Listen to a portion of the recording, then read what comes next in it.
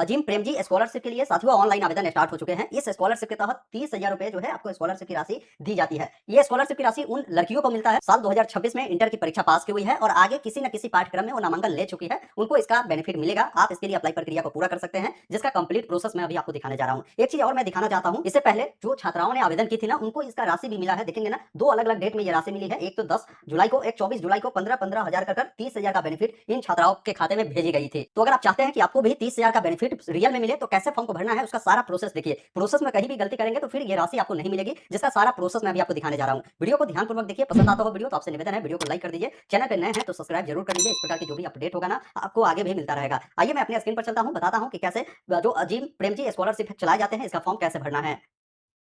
इस स्कॉलरशिप का फॉर्म भरने के लिए आपको अपने मोबाइल या लैपटॉप में गूगल ओपन करना है। गूगल में वेबसाइट है, आपको देखने को मिलेगा। आपको इसे ओपन करना है। यहाँ पर देखेंगे कैटेगरी मिलता है स्कॉलरशिप का, जिस पर आपको क्लिक करना है और यहीं पर लिंक मिल जाएगा अजीम प्रेम जी स्कॉलरशिप 2026-27 का, जिस पर क्लिक करेंगे। साथियों यहाँ पर भी इस स्कॉलरशिप को लेकर जानकारी बताई गई है। 31 अगस्त लास्ट डेट रहेगा। फॉर्म को आप जरूर अप्लाई कर लीजिएगा अगर आपको अप्लाई करना है तो। एलिजिबिलिटी बोला गया कि इस स्कॉलरशिप का जो लाभ है केवल छात्राओं को या लड़कियों को मिलेगा। वो भारत के निवासी होने चाहिए, 12वीं कक्षा 2026 में पास होने चाहिए और पास करने के बाद किसी भी डिग्री या डिप्लोमा कोर्स में दाखिला ली हुई है तो इसके लिए वो अप्लाई कर सकती है। तो एक बार तमाम जानकारी को देख लीजिएगा। नीचे आने के बाद यहाँ पर एक वीडियो भी मैंने दिया, इसको देखकर आप पूरी जानकारी को समझ लीजिएगा। अब ऑनलाइन प्रोसेस में बता रहा हूँ, तो यहाँ पर देखिए अप्लाई ऑनलाइन का एक ऑप्शन है, जिस पर आप क्लिक करेंगे तो आपके सामने ये पेज आता है, जिसमें आपकी एलिजिबिलिटी को जो है ना चेक की जाती है। जिसमें पूछता है कि आप अपना जेंडर बताएं, तो यहाँ पर आपको फीमेल चुनना है। फिर पूछता है कि क्या आपने 10वीं कक्षा गवर्नमेंट स्कूल से पास किया है, तो उसके बारे में आपको बताना है। 12वीं कक्षा आपने गवर्नमेंट स्कूल से पास किया है तो इस करेंगे, नहीं किया गवर्नमेंट से तो नो करेंगे। तो फिर बताएगा कि स्कॉलरशिप का लाभ लेने के लिए आपको 10वीं 12वीं क्या है ना कि सरकारी स्कूल से पास होना चाहिए। अगर ऐसा नहीं है तो आपको ये स्कॉलरशिप की राशि जो है नहीं मिलेगा। इसके अलावा ये स्कॉलरशिप की राशि जो है सभी राज्यों के लड़कियों को नहीं मिलता है। यहाँ पर बोला गया है कि क्या आपने इनमें से किसी भी राज्य से अपनी 10वीं 12वीं दोनों की जो पढ़ाई है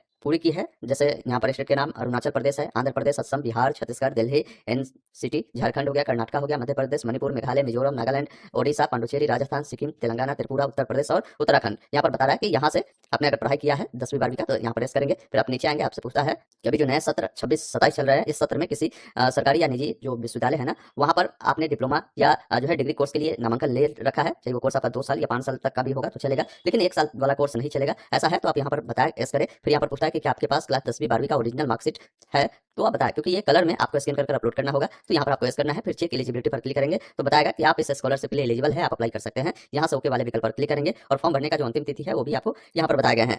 फॉर्म को भरने के लिए आपके पास जो भी मोबाइल नंबर है, अपना मोबाइल नंबर दर्ज कर सेंड ओटीपी पर क्लिक करना है। जैसे ओटीपी को डालकर वेरीफाई ओटीपी पे क्लिक करेंगे, आपका जो नंबर है सक्सेसफुल वेरीफाई होगा। यहाँ से ओके वाले विकल्प पर आपको क्लिक करना है। अब देखिए आपके सामने ये फॉर्म खुलता है। सबसे पहला चीज है कि आपको जो है ना यहाँ पर लैंग्वेज सेलेक्ट करना है कि आगे कोई भी एसएमएस अगर आपको जाता है तो किस लैंग्वेज में आप लेना चाहते हैं वो बताएंगे। अब 10वीं के मार्क्स पर जो भी आपका नाम है ना, नाम का स्पेलिंग देख लीजिएगा, जिस भी अनुसार हो उसी अनुसार क्या है ना कि अपना नाम यहाँ पर लिखना है। आपको अपना आधार नंबर यहाँ पर दर्ज करना है। आधार नंबर को दोबारा से कंफर्म करेंगे। बाकी यहाँ पर आपको बताना होगा कि 12वीं आपने किस राज्य से स्टडी किया है, उस राज्य के तहत किस जिले से आपने स्टडी किया है उसके बारे में जानकारी दीजिए और एक पासवर्ड सेट करिए, जिसमें एबीसीडी का कोई भी बड़ा अक्षर, कोई भी छोटा अक्षर, कोई भी सिंबल, कोई भी अंक आपको उपयोग करना है पासवर्ड बनाते समय। उसी पासवर्ड को दोबारा से कंफर्म कर रजिस्टर वाले विकल्प पर आपको क्लिक करना है। उसके बाद आपके सामने इस प्रकार कंफर्मेशन पेज आता है, आपको कंसेंट देना है। बाकी सभी कंसेंट को पढ़कर यहाँ से कंफर्म वाले विकल्प पर क्लिक करेंगे।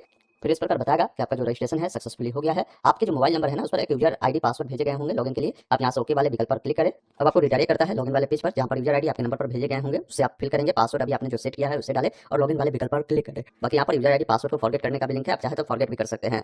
इस प्रकार आप जो है सक्सेसफुली लॉगिन हो जाएंगे। यहाँ से आपको प्रोसीड वाले विकल्प पर क्लिक करना है, क्योंकि अभी आपका प्रोफाइल कंप्लीट नहीं है। यहाँ पर कुछ बेसिक जानकारी डालकर प्रोफाइल को कंप्लीट कर लेना है। जेंडर में आपको यहाँ पर जो है फीमेल चुनना है। तो जो भी डेट ऑफ बर्थ है यहाँ पर कैलेंडर मिलता है। सबसे पहले देखिए जो भी साल होगा ना, यहाँ से साल को आपको चुनना होगा। जो महीना होगा फिर महीना को आपको चुनना है, जैसे मैं आपको दिखाता हूँ। फिर जो महीना है यहाँ से इसको बढ़ा घटा लीजिएगा, महीना को आपको सेलेक्ट कर देना है और आपका डेट आ जाएगा। इस प्रकार आपका डेट ऑफ बर्थ सेलेक्ट हो जाएगा। आपका मोबाइल नंबर देखने को मिलेगा। ईमेल आईडी देना चाहे तो दे सकते हैं, नहीं तो छोड़ सकते हैं। बाकी अगर इसमें कुछ एडिट करना है तो एडिट का ऑप्शन है, एडिट कर लीजिएगा। फिर पिताजी का जो भी नाम है यहाँ पर लिखना है, या माताजी का नाम देना चाहे तो उनका दे सकते हैं। यहाँ पर देखिए कम्युनिकेशन एड्रेस में जैसे आपका जो भी स्टेट है ना, आप अपना स्टेट बताएंगे। जो भी आपका डिस्ट्रिक्ट पड़ता है डिस्ट्रिक्ट आपको बताना है। फिर जो भी आपका व्हाट्सअप नंबर है अगर आप देना चाहे तो दे सकते हैं, नहीं तो यहाँ पर पिन कोड देंगे और यहाँ पर अपना जो है कम्युनिकेशन एड्रेस को प्रॉपर लिखेंगे। जैसे आप ग्रामीण क्षेत्र वाले होंगे तो आपका वार्ड नंबर होता होगा, तो यहाँ पर वार्ड नंबर लिखिएगा। कॉमा लगाकर जो विलेज है लिख दीजिएगा, कॉमा लगाकर पोस्ट ऑफिस लिख देना है, कॉमा लगाकर पुलिस स्टेशन लिख देना है। इस प्रकार प्रॉपर एड्रेस लेकर इसको सेव करना है।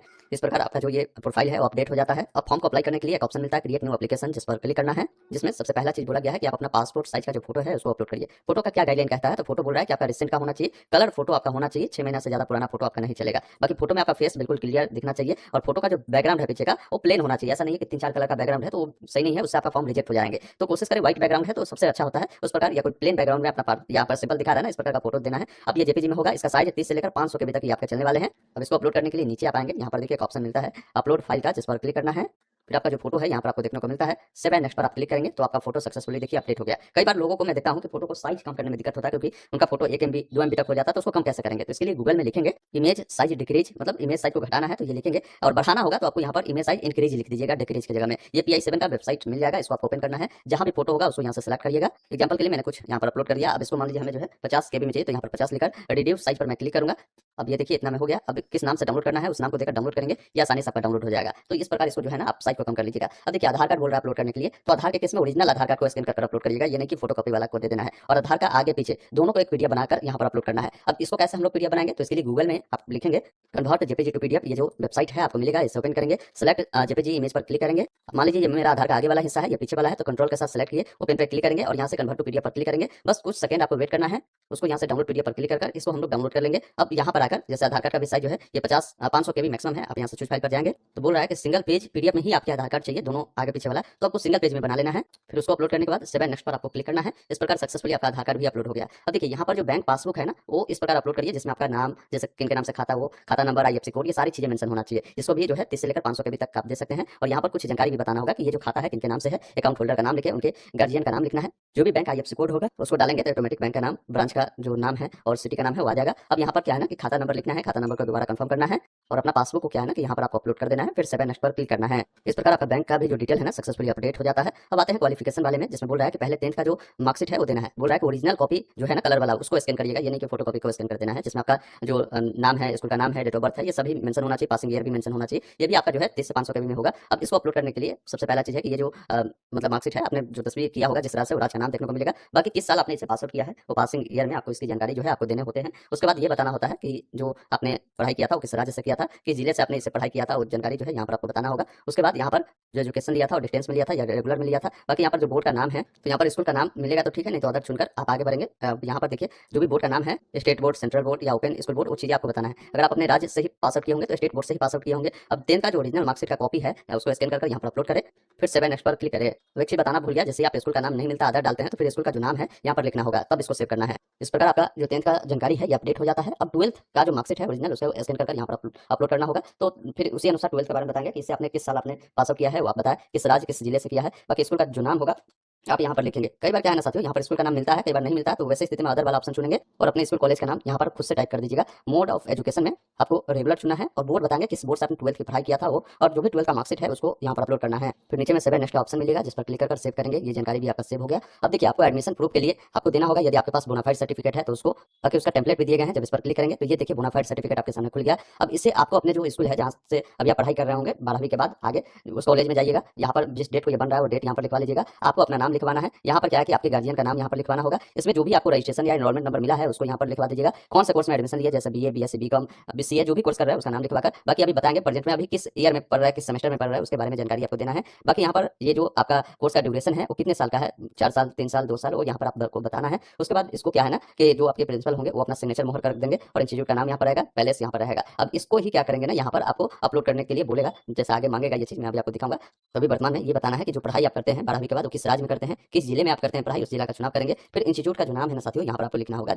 जहाँ भी आप पढ़ाई करते हैं। तो मैं जो है अपना इंस्टीट्यूट का नाम देखता हूँ तो यहाँ पर नहीं दिखा रहा, तो मैं अदर वाला ऑप्शन चुनकर यहाँ पर अपने जो कॉलेज का नाम है ना साथियों यहाँ पर मैं लिख दूंगा। आप प्रॉपर ढंग से कॉलेज का नाम लिखिएगा। कोर्स टाइप में आप बताएंगे कि आप अंडर ग्रेजुएट डिग्री कर रहे हैं या अंडर ग्रेजुएट डिप्लोमा डिग्री कर रहे हैं, वो चीजें बताएंगे। फिर इसमें कोर्स बताएंगे कि कौन सा कोर्स करते हैं, उसका नाम बता दीजिएगा। कोर्स का क्या ड्यूरेशन है, वो 1 साल 2 साल 3 साल 4 साल कितने साल वाला है, वो चीजें ना आपको इस प्रकार सेलेक्ट करने की जरूरत होगी। कोर्स कब आपका स्टार्ट हुआ है ना वो डेट यहाँ पर कैलेंडर मिलता है। सबसे पहले जैसे आपको महीना कोई साल को चेंज करना है तो यहाँ से इसको आप चेंज करेंगे और इस प्रकार उसका जो चुनाव है आप करेंगे। बाकी देखिए करेंटली में पूछ रहा है स्टडी कर रहा है कौन से ईयर में कर रहा है, first year second year fourth year, वो आप बताएंगे। फिर यहाँ पर एडमिशन के लिए मैंने आपको बताना कि जो प्रूफ आपको अगर मिले हैं, मतलब एडमिशन रिसिप्ट कॉलेज से मिले हैं तो उसको भी दे सकते हैं, जरूरी नहीं है कि बोनाफाइड सर्टिफिकेट ही देना है। अगर वो नहीं है तो वैसे स्थिति में बोनाफाइड जो इन्होंने फॉर्मेट दिया है उसको भी बनवाकर यहाँ पर आप अपलोड करेंगे तो भी काम चल जाएगा। उसके बाद इन दोनों में से कोई भी एक आप अपलोड कर यहाँ से क्या करेंगे, सेव एंड नेक्स्ट पर क्लिक करेंगे। इस प्रकार आपका जो ये फाइल है और सक्सेसफुली अपलोड हो गया और आपने इन तमाम स्टेप को कंप्लीट कर दिया। अब अंतिम स्टेप में आते हैं जहां पर कंसेंट देना होगा, आप इस चेकबॉक्स पे टिक कर दीजिए। उसके बाद आपको नीचे आना होगा साथियों और यहाँ पर फॉर्म को सबमिट करने के लिए आई एग्री एंड सबमिट का जो ऑप्शन है जिस पर क्लिक करिए। फिर आपके सामने जो फोटो अपलोड किए हैं वो देखने को मिलता है वो सही है, यहाँ से नेक्स्ट वाले विकल्प पर आप क्लिक करिएगा।